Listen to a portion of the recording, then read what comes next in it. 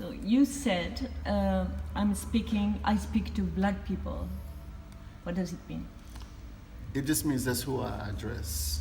Like people have asked me, it's funny, somebody said offhandedly in some interview, it's like, does that mean you don't want us to listen? It's like, I'm really happy that anybody sees my work.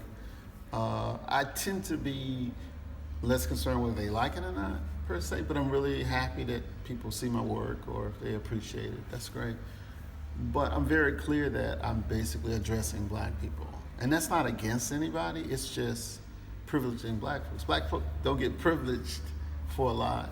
I also think it's like really important that, and I've said this about cinema, but I think it's true with any art. It's like most of the world is shit white men have directed at an audience. There's nothing inherently wrong with that.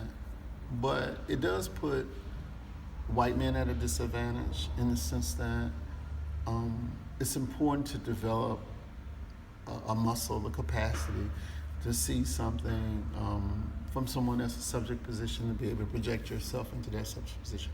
I mean, it's the basis of empathy. Can you put yourself in somebody else's position, in somebody else's shoes? But if everything in the world is 99.9% from the subject position of white men, that means that white men become super underdeveloped because they haven't developed the ability. They don't get enough chance to exercise the muscle of putting themselves in someone else's subject position. Women, of course, know how to do this better than anybody because 90% of the shit is men. So they develop that ability to see a thing, project themselves into it.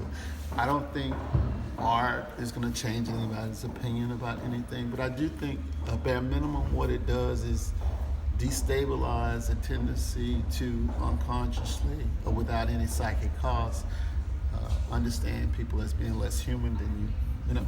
Because if you have to occupy somebody else's shoes for 2 hours, that means when you come into an interaction with them where your privilege, your entitlement is going to oppress them in some way, it just means you got to work harder to maintain the fantasy that they're less human than you.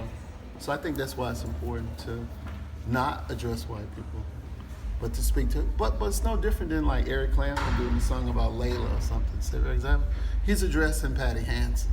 Everybody else just gets to listen in. Yes. The intensity is he's not addressing all women. He's addressing Patty Hansen. You got to listen in. So it's the same thing. I'm addressing black people. Everybody else gets to listen in if they want. But it's not about them. It's not talking to them unless they have, which should be a given, the ability to understand black people as human beings too, in which case it's no problem. But then if they have a resistance to this idea of black people are human beings, then they're like, you're not speaking to us, meaning you're not speaking to the humans as opposed to the blacks.